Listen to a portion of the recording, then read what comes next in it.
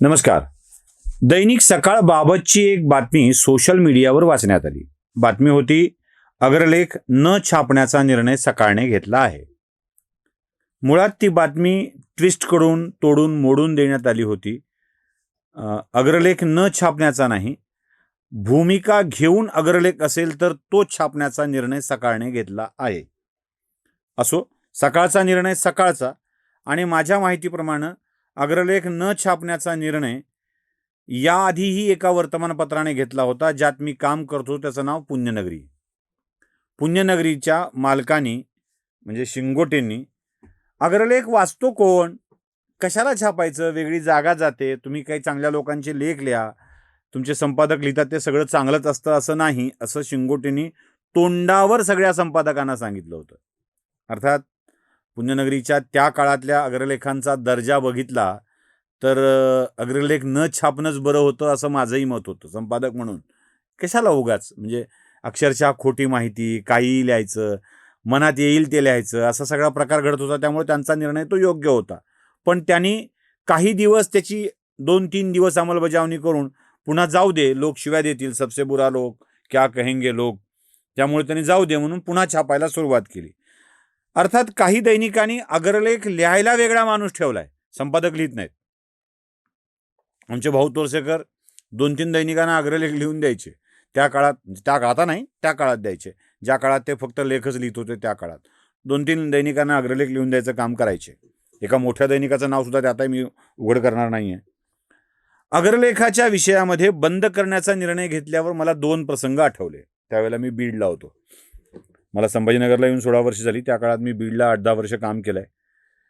आमचे नावासहित सांगतो मी, काही प्रॉब्लेम नाही, फक्त कोण कुटाणा केला होता ते नाही सांगणार. त्या काळामध्ये बीडला मुंबईवरून काही दैनिकं यायची, मराठीत छापणारी, जी कुठे फारशी विकल्या जात नव्हती अशी, बीडमध्ये विकल्या जात नव्हती अशी. आणि मग स्थानिक दैनिकांना या काही दैनिकांचा आधार असायचा. ती यायची पोस्टाने, विकत नाही, पार्सल येत नव्हतं, पोस्टाने यायची. आधार कसा असायचा, त्या दैनिकातला 2-3 दिवसापूर्वीचा अग्रलेख उचलायचा आणि तो जशास तसा कॉपी करून छापून टाकायचा. ही सवय काही दैनिकांना लागलेली होती. आमचे एक मित्र आहेत, त्यांचं नाव शेखर कुमार. वादळ नावानी एक ते साप्ताहिक चालवायचे, नियतकालिकच म्हणूया त्याला.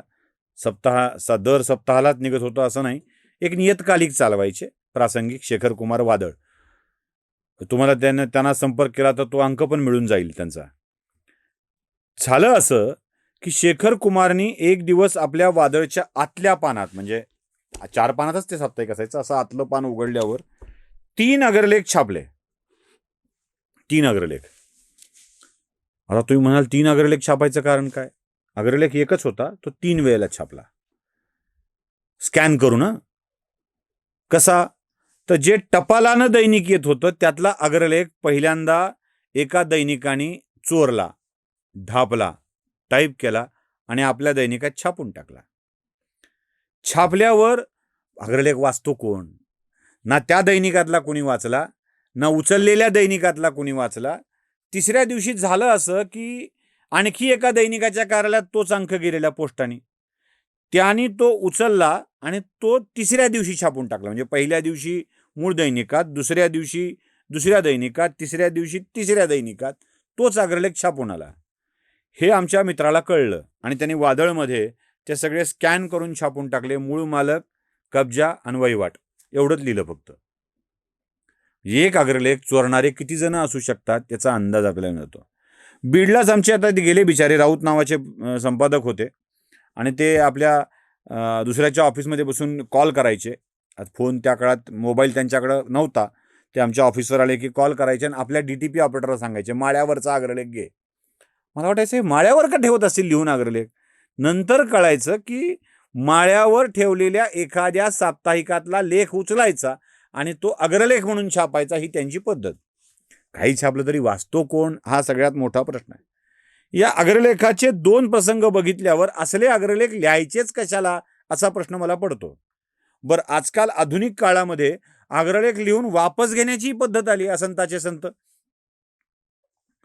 कुबेराचे धन असलेले, शब्दाचं धन असलेले संपादक आपले अग्रलेख लिहितात आणि वापसही घेऊन टाकतात. मग असे वापस घ्यायचे अग्रलेख लिहिण्यापेक्षा न लिहिलेले बरे ना. सगळ्यात सोपं काम ते छापायचंच कशाला. माझा सगळ्यात मोठा प्रश्न, आता एक मोठा जो कळीचा मुद्दा आपण ज्याला म्हणूया तो, त्यामुळे मी सकाळच्या भूमिकेशी सहमत आहे. एक सगळ्यात मोठा प्रश्न असा आहे की अग्रलेखाला काय म्हणतात, का म्हणतात अग्रलेख का म्हणतात. तो अग्रभागी असलेला लेख आहे. जो अग्रभागी लिहिला जातो तो अग्रलेख. आता हा अग्रलेख 8 पानी दैनिकात 4थ्या पानावर गेला, 10 पानी दैनिकात 6व्या पानावर गेला, 16 पानी दैनिकात अजून लांब कुठेतरी मागं गेला. तो मागं सरकत जातोय, त्याला अग्रलेख म्हणायचं कशाला. आणि सगळ्यात मोठा प्रश्न अजून एक उपस्थित करता येतो, तो म्हणजे अग्रलेख प्रतिक्रियावादी असतो की भूमिका मांडणारा असतो. अग्रलेखातून काय अपेक्षित आहे? तुम्ही प्रतिक्रिया देणं अपेक्षित आहे का भूमिका मांडणं अपेक्षित आहे? आपला प्रॉब्लेम काय झालाय सांगू? पत्रकारांनी प्रश्न विचारले पाहिजेत या वाक्याला आपला अधिकार, कर्तव्य समजून फक्त प्रश्न विचारत सुटणारेच पत्रकार उरलेत. सोल्युशन देण्याचा विचार कोणाच्याच मनात येत नाही. फक्त प्रश्न, हे का, कुठे, कसे.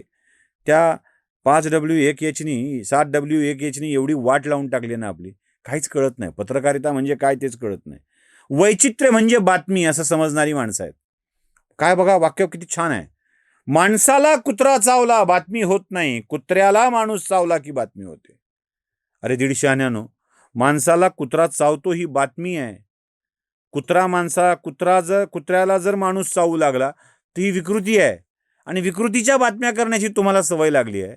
ते अशाच प्रतिक्रियावादी अग्रलेखांना लिहिणार ना, दुसरं काय करणार. मला महाराष्ट्रातल्या एका ख्यातनाम पत्रकाराच्या विषयी एक किस्सा तुम्हाला सांगायचा आहे. दैनिकाचं नाव तुम्हाला कळून जाईल, संपादकाचं नाव तुम्हाला कळून जाईल.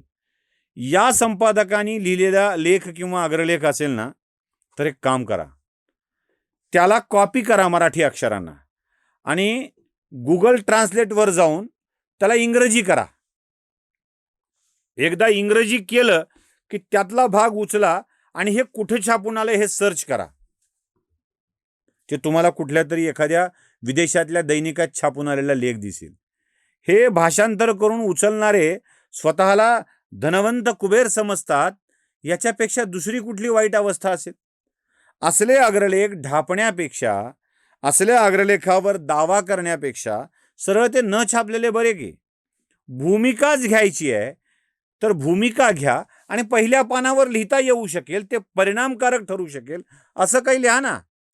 प्रतिक्रियाच व्यक्त करायच्या आहेत तर सोशल मीडिया पडलाय, त्यावर शेकडो नाही, हजारो नव्हे, लाखो संपादक प्रतिक्रिया व्यक्त करतायत.